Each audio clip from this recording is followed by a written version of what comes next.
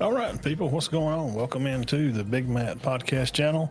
I've been doing these videos here for just for a little while. I like doing a little bit of Bible study stuff and those kind of things. And I appreciate you guys for stopping by. This is my first live show. I know I do a lot of live shows on Sunday night, and we appreciate all you guys for stopping by on there over on the Matt and Todd show. So tonight, I like doing a lot of good topics. And Patrick Bet David, he is he's just full of great ideas, and it's always a treat to go by his channel and pick up on some things that he's got going on. It's always just from child raising stuff to he'll get into politics, and those kind of things sometimes. So I always just enjoy a conversation, and those are the kind of things that we all kind of look forward to. So again, I'm sharing this over on the on the page, trying just to get it out there a little bit. And this is a first live show, like I said, over here. And again, appreciate you guys for stopping by. So if you'd like to subscribe to the channel, topics from dealing with things with your kids, or doing money situations and things, anything from Pat Bet David, and also do some Joe Rogan reaction videos, and I do movie stuff on here sometimes. And the movie category scene has not just been really, really good. So I do some of that stuff on here too.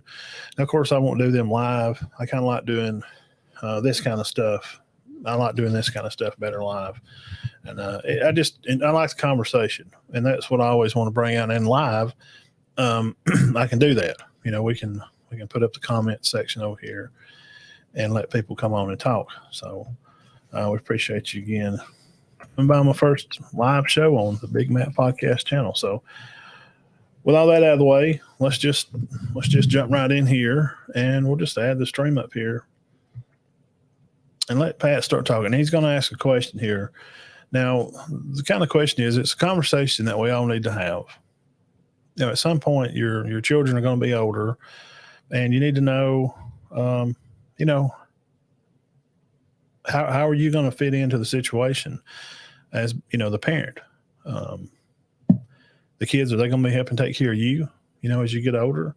Or, how's all that going to work? And have we hurt our children more in some ways? This is about the baby boomers coming out and retiring. And in the next 10 years, the last baby boomer will be retired, which is our parents. And we're Generation X, kids born in early 70s and, that era. So, how is it all going to work out? And, do we teach them are we doing them any favors by just kind of getting them everything they want, I guess, sometimes?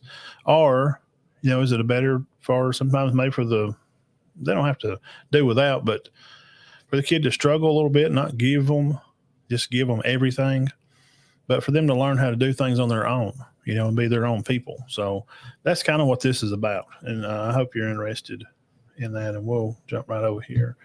Let me hit the play button. We'll let Pat talk. And here's the question. So let's just go ahead and get started.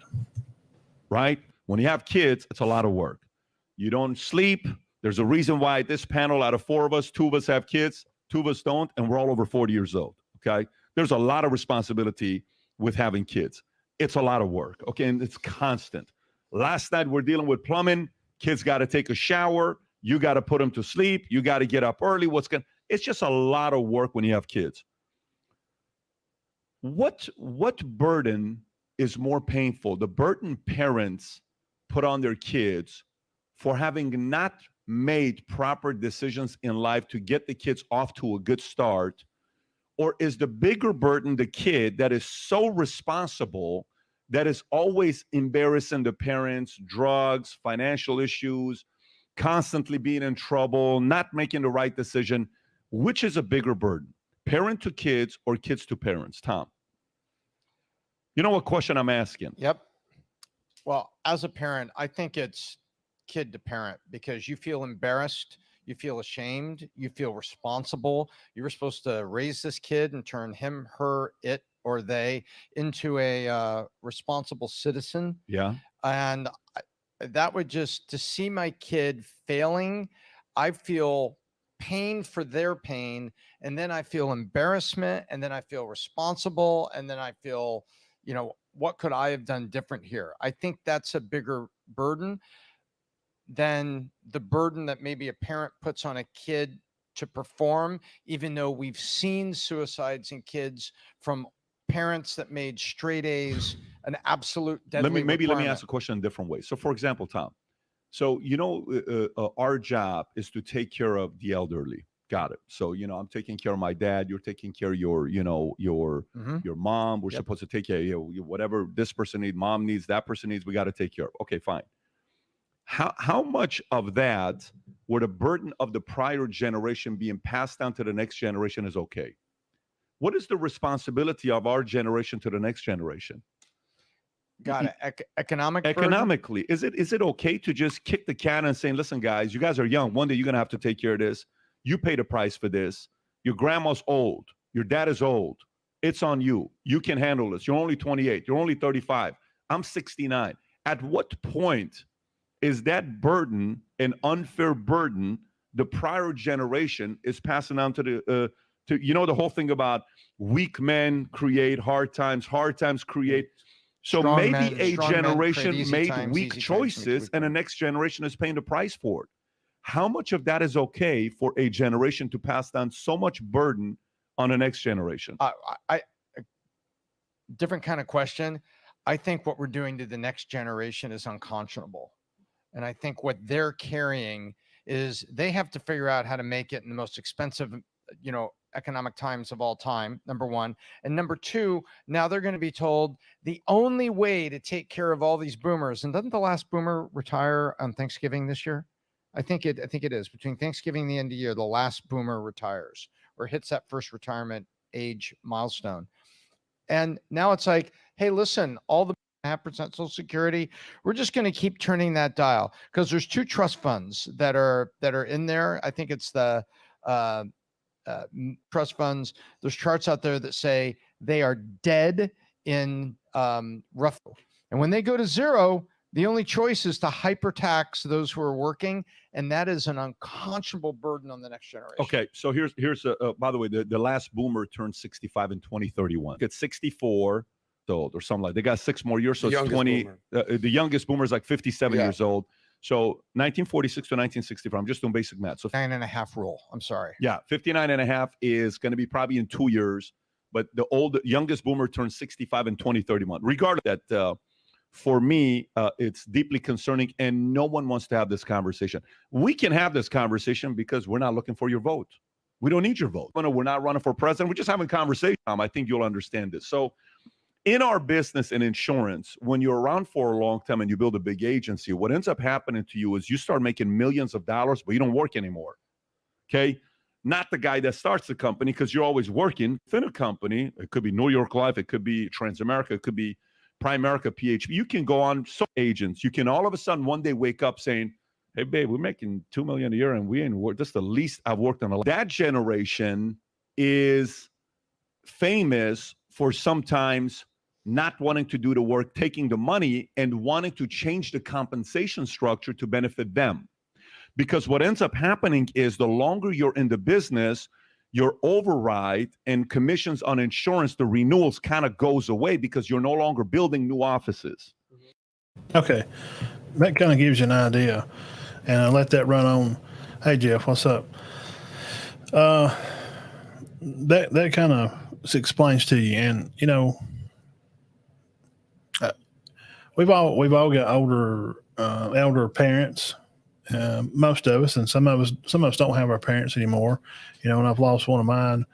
And is it a burden for us to take care of our parents? No. Once your parents retire, I don't see that it's a big deal. For if they have to stay, if they have to live with you. Sorry, if they have to live with you for a while, because of whatever situation. My mother-in-law lived here, with us for a while, and then she wanted to go and stay with her brother for a while, which I understand. And it's not a burden. It's just, I don't know. It's just what you're supposed to do. And, I enjoyed her being around. She liked the food that I cooked and stuff that my wife wouldn't eat. So I enjoyed that. But, my mom, and, I'd go by and check on her, and we'd eat and go get dinner or something like that and watch TV or something. And no, it's like, when you have children, you take care of your children because it's what you're supposed to do. That's just the way it is. But that's not true for everybody. Either situations that I just laid out. Some people don't.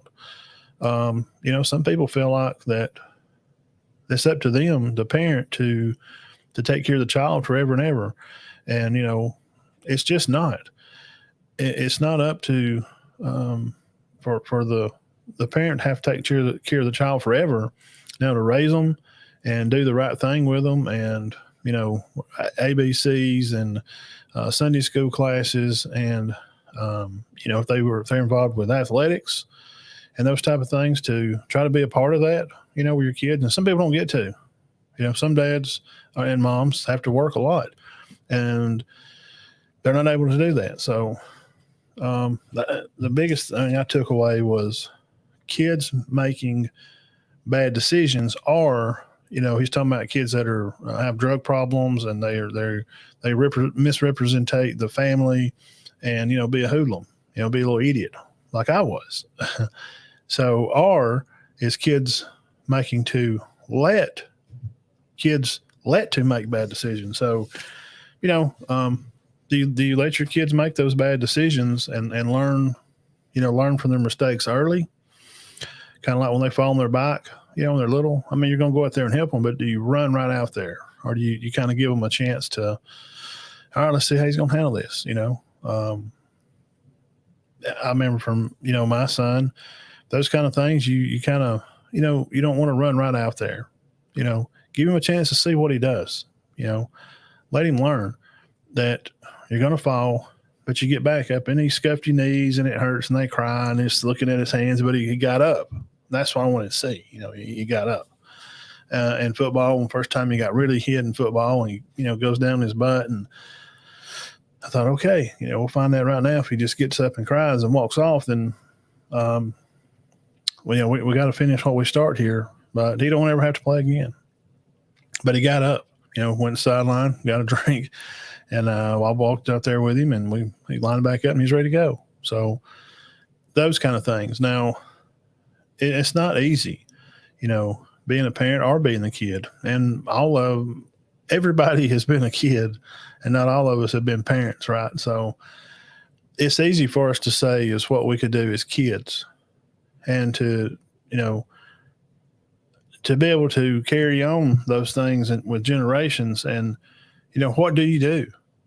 And this is a conversation that you got to have. You got to have these conversations we need to talk about this kind of stuff with your kids, because at some point, there's going to be an age where, mom and dad can't work anymore, in the next, I don't know, 15 years, I ain't gonna be able to grind on a 9 to 5. That's not a long time. That's less years than my son is alive. So, these are good things to talk about. And have we done kids a favor? And how has it, the next part is the economy. How has this affected, how has the economy affected? How is this thing going to work out to where if you have these baby boomers are going to be retiring, and all this debt that's been left for them working over these past years from, bad decisions from government from when they were kids all the way through. I mean, in the 70s and the ridiculous times that we went through there when they were they were younger or they were young. They had young parents, like, young kids. I was born in 77. So I was born around the time when Carter was in office, and I don't remember him being president. Of course, I remember Reagan. But how's this, the economy? How's this going to play out? And I'm gonna let him play out for a little bit. Let's go over here and see what Jeff's saying here. Jeff, what is up? I was a Boy Scout leader, for 45 years. I noticed in the 80s, in the intervention of divorced parents would leave their kids in front of the TV. Then in the 90s, it was, that's a good point. It is. Now, we played video games, and I come from a divorced family, but there was stuff to do. I guess in the 80s, we were around at my grandparents' house a lot. So, I had friends next door or right up the road, and we played games some, and they would come up and play, but games wasn't as good as they are now. They were way, way better.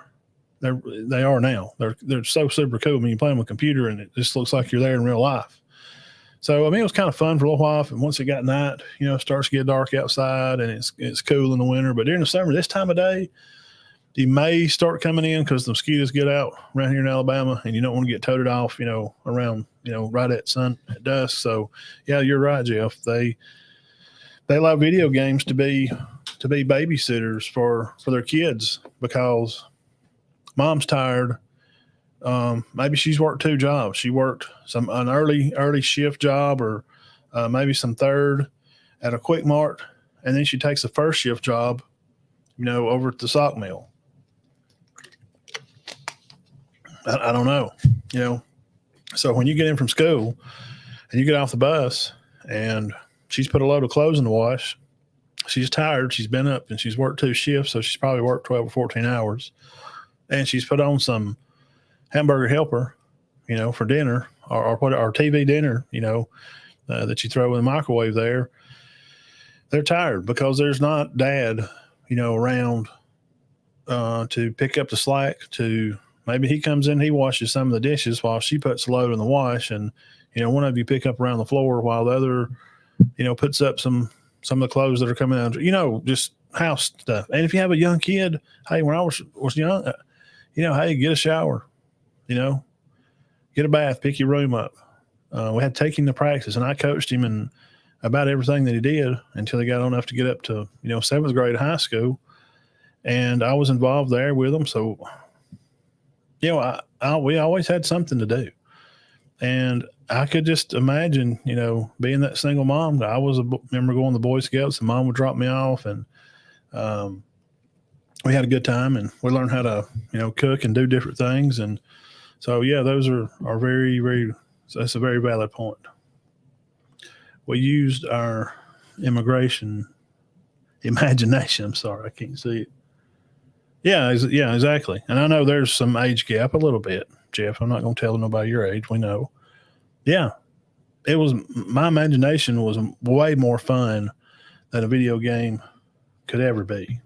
But now, man, these video games are dang they're awesome. So let's watch a few more minutes of this. I ain't gonna go all the way through. I just wanted to stir up some conversation and kind of do a test live, because I like these videos and I like conversation, and people come on and tell me, what they think about this kind of stuff. Let's play on here. So the override's going away from me. So all of a sudden you catch yourself going to $200,000 a month in income, 220, then it goes to 180, 160, 140, and then you level off like at $100,000 because you're no longer growing your book of business. Very interesting, very simple. This happens quite often. The people at the top, the elderly, the people that are no longer working, start saying, we need to change the compensation plan to pay us more. This is not fair.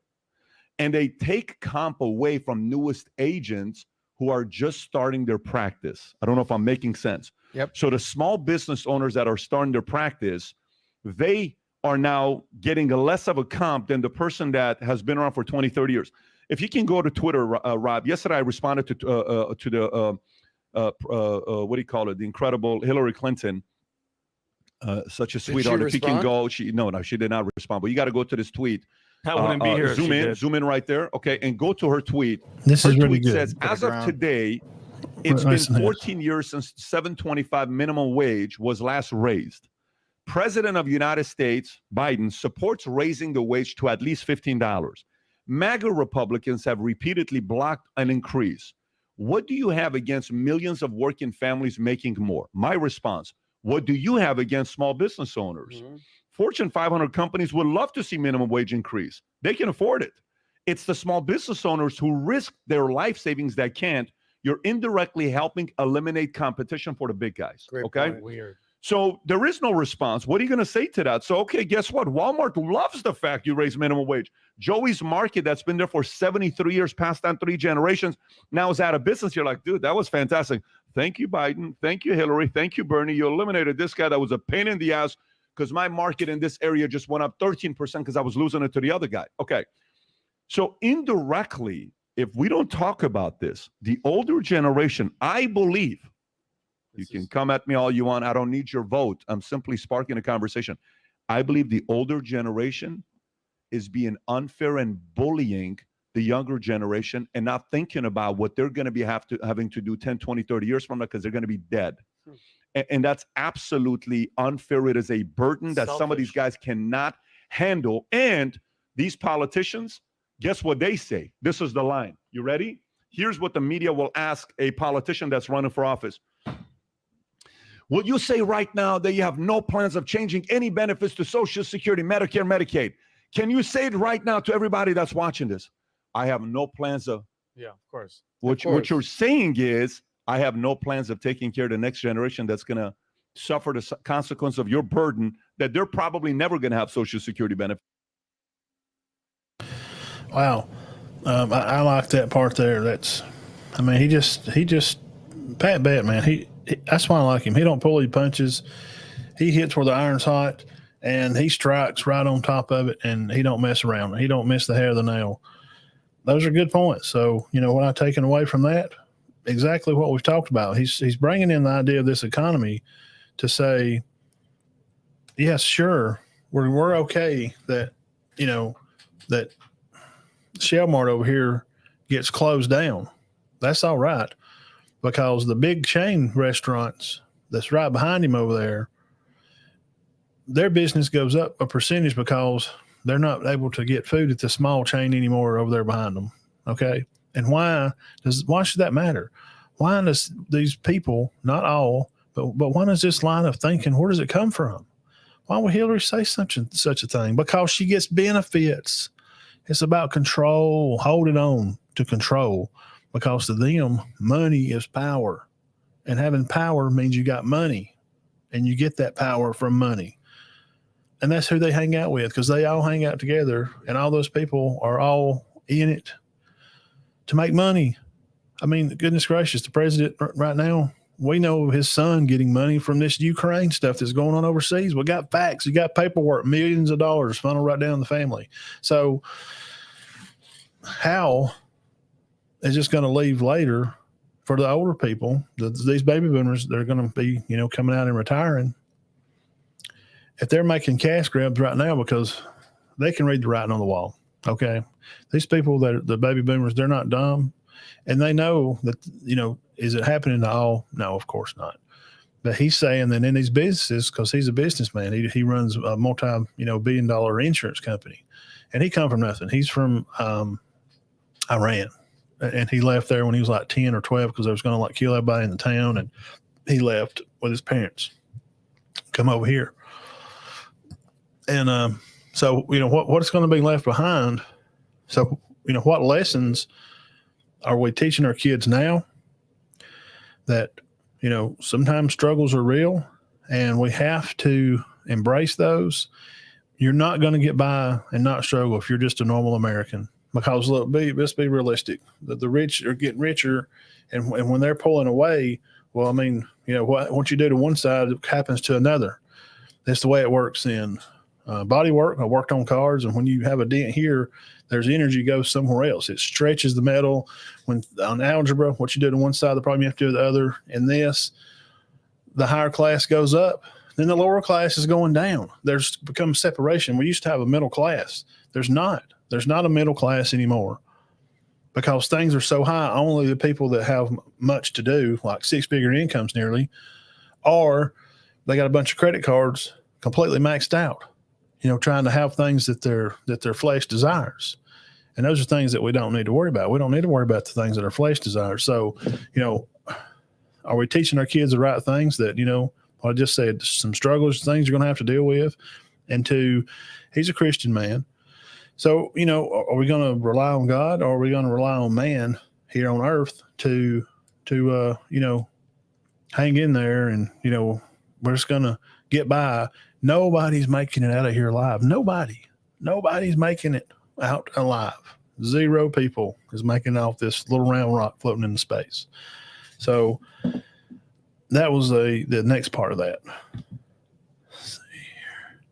If you think Social Security is going to be there when you retire, you're sadly mistaken. Yeah, we're not going to have any. Jeff, y'all be the last guys to get what little y'all get. Y'all be the last ones to get it. The boomers and the politicians are using it up and eliminating it. Yeah. They're spending it crazy since the Roma small business owners can't afford to compete in today's market, and because the most larger companies are paying. Yeah, you can't. That was the point. How's these small stores around here? How are they going to pay if you raise the minimum wage to $15? And as soon as they said it, Bernie Sanders said it.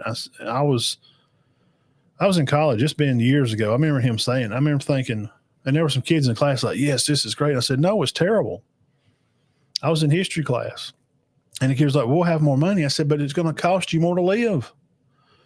So if you're making $15 an hour, it's not going to be any different living, because when they raise your wage, guess what? Goods and groceries, and then guess what? That money, that's more taxes. So you're still going to be under. You're not going to get ahead. If they pay you $50 an hour, then when you go to the store to buy a gallon of milk, it'll be $15 for a gallon of milk. But I make $50 an hour. We're killing it. No, you're not. It's a trick. It's just a sleight of hand trick. They're pulling it out and they put it over here and they say, "Hey, watch this hand." Woo, there's nothing there. And then here it is. Hey, there it is. It's just silly kid stuff. You got to pay attention, people. I don't know why these people don't pay attention.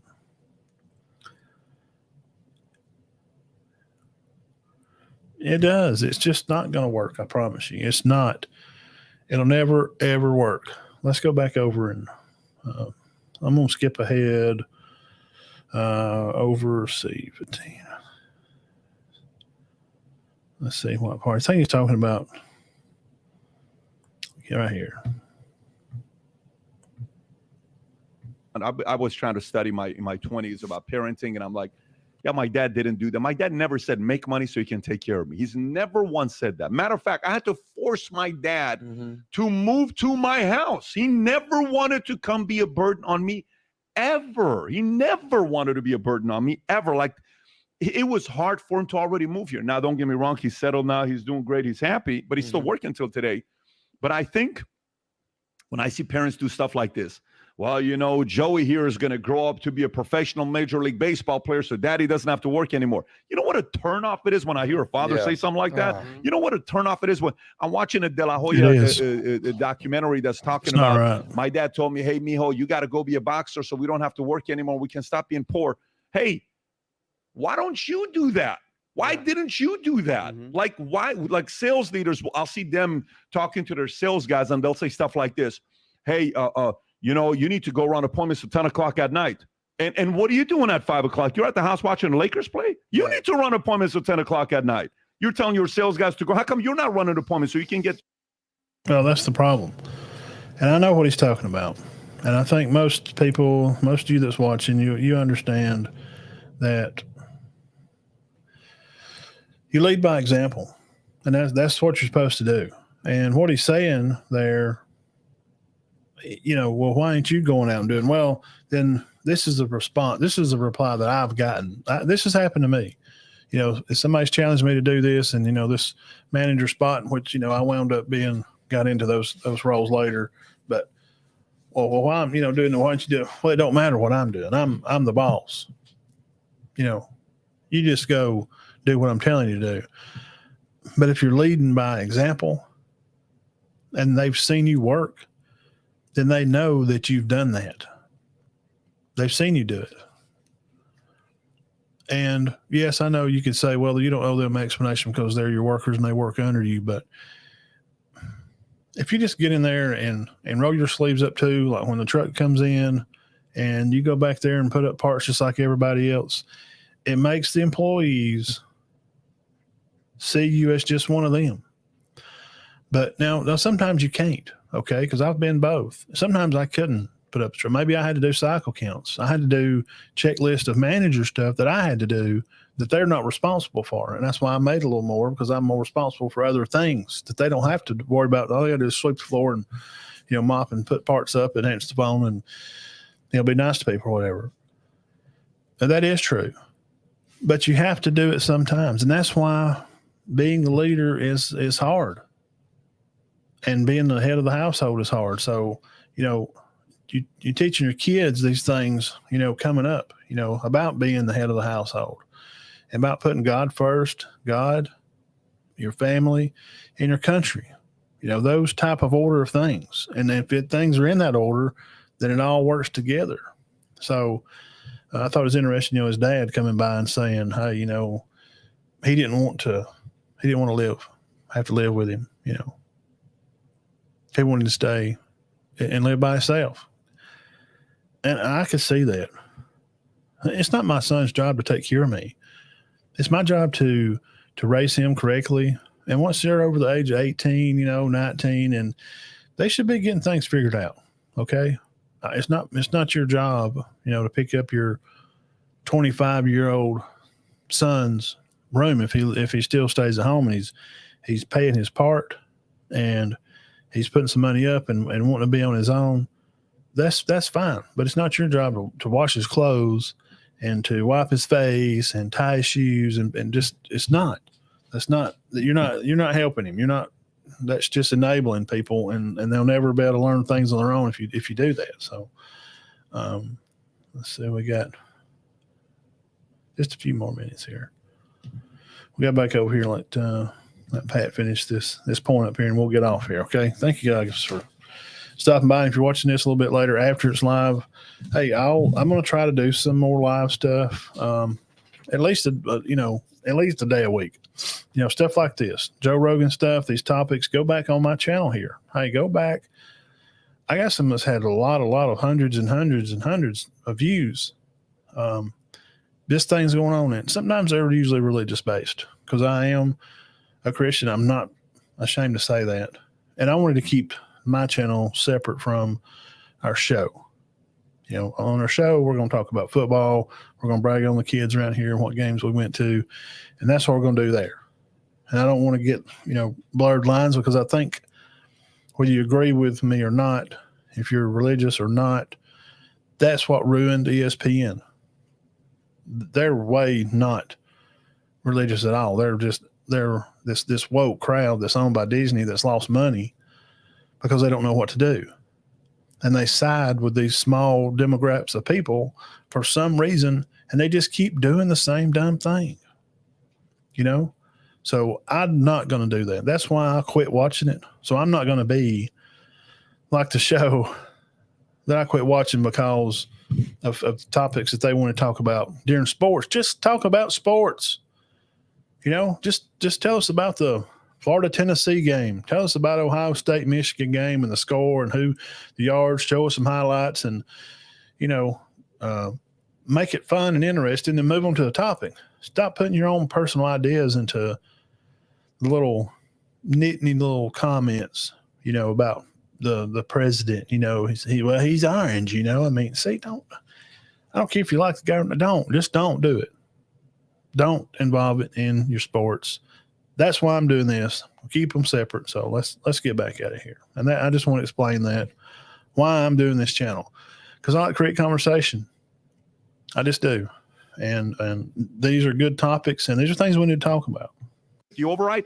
It's this concept of people asking others to do the work that they themselves didn't want to do. Why not set the example for your kids? Why not set the example of you improving yourself in your 50s and your 60s? There are parents right now that are 60 years old. They're thinking they're dead. Bro, Tony Bennett died at 96. You got 35 more years of living to do, and you're only 60 years old. This concept of, you know, my body hurts, I'm in pain, I'm in this, I'm in that, totally get it. My dad, if you look at his hands, okay, if you're around my dad, his stomach, he, you know, what do you call it? When the intestines, he's got a hole in it. Hunchback of Iran. Okay, Dylan makes fun of him every time he walks. Dylan does the walk. Arthritis. Okay, the guy was in a hospital a couple months ago. Never once has he used that as an excuse to not work and improve himself. Do you know how much relatives of my dad, my mom said, couldn't stand him because he kept working? And relatives that we had in my dad, and my dad had 13 heart attacks. This is not a comfortable conversation to have. I totally get it. Like, I'm not going to make any new friends today. I'm not going to be like, I'm going to walk in Palm Beach. A 72-year-old lady is going to come and say, hey, how are you? You're an asshole. You know that? I can't believe you want me to work. No, I think the burden is being passed on. And these guys' dreams is not becoming a reality. So can we save this thing in 1 year? No. This is something that can be fixed in 20 years. This is not a 1 year fix. But we can't sit there and say, let's keep passing down all this stuff to the next generation. Screw them. They got to figure it out. They're younger. I don't think it's fair. Hey, if you enjoyed this short clip, you want to watch the whole thing, click over here. But if you want to make 2023 the beginning of the greatest years of your life, I host a conference once a year. It's called the Vault Conference, where 3,000 CEOs, executive, entrepreneurs from around the world come together to strategize for 3.5 days. This year, it's going to be at Miami Diplomat Resort. And the speakers this year is going to be Tom Brady. He'll be there. I'll be interviewing him. Mike Tyson, Will Guidara, the guy that ran 11 Madison in New York. If you run a business, if you're a CEO, entrepreneur, and executive, this is not an event you want to miss out on. Get yourself, your spouse, your business partner. Okay. What's up, Zach? Yeah, thank you for coming by, man. We're just doing some PBD. You can go back and watch it when it goes off. Watch the first, probably skip the first 5 minutes. I'm just kind of telling what we're going to talk about. But since y'all kind of figured that out through BSA programs, yes. Jeff says he's attempting to take care of his future by going to school, earn a graduate degree, continuing education to acquire. Yeah, there you go. That's good, man. That's what we try to do. 20 years of anything individuals has to take care of them. They do. And that's the thing.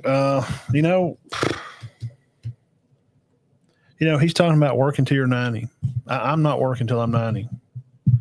Here's what this is the thing that I come to, and I'm going to spend about 3 minutes. I'm going to get off here. So, with your age and where you're at,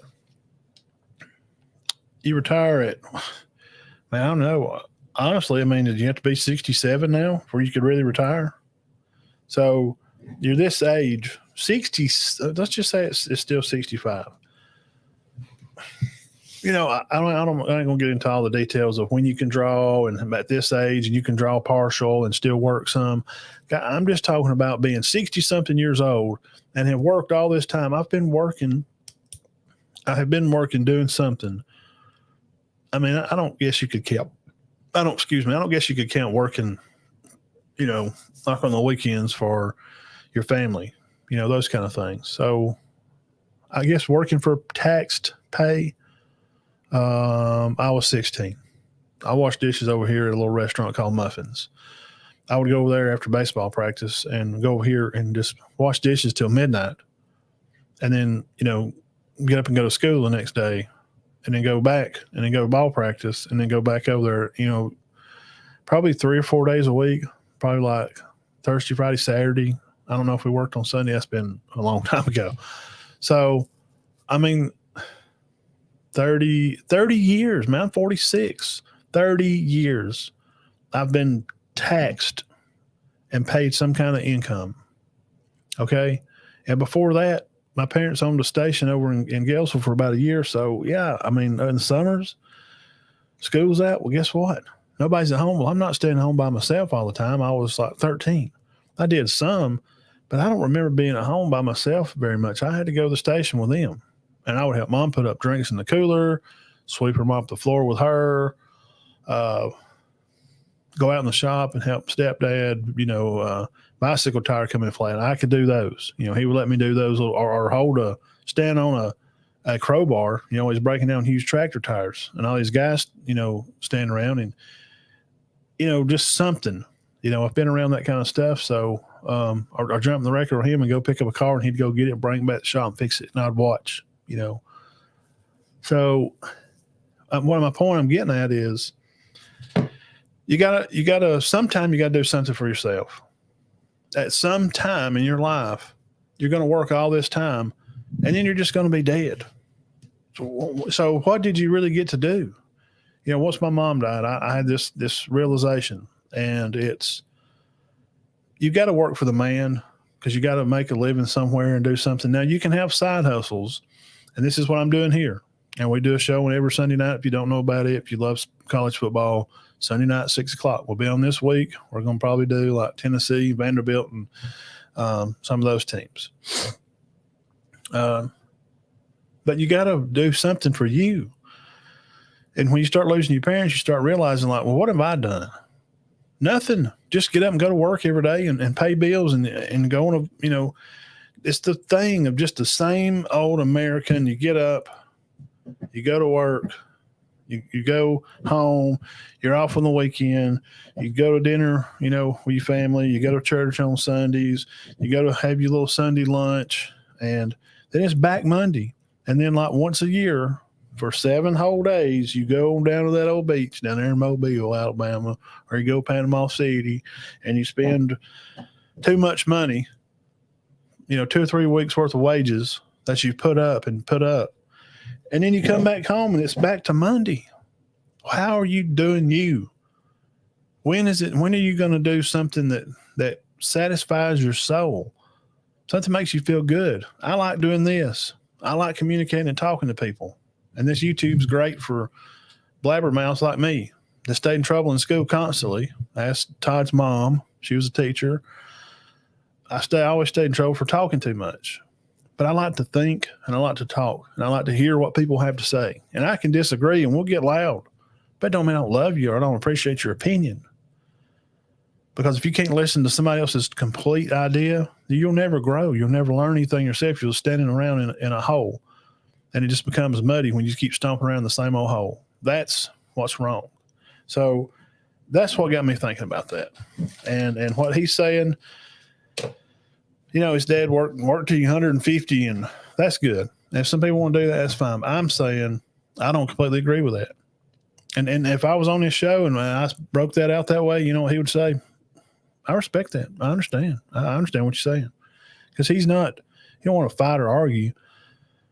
You like to hear other people's ideas. I would like to be able to do this, or cover sports and stuff and have our show picked up by somebody.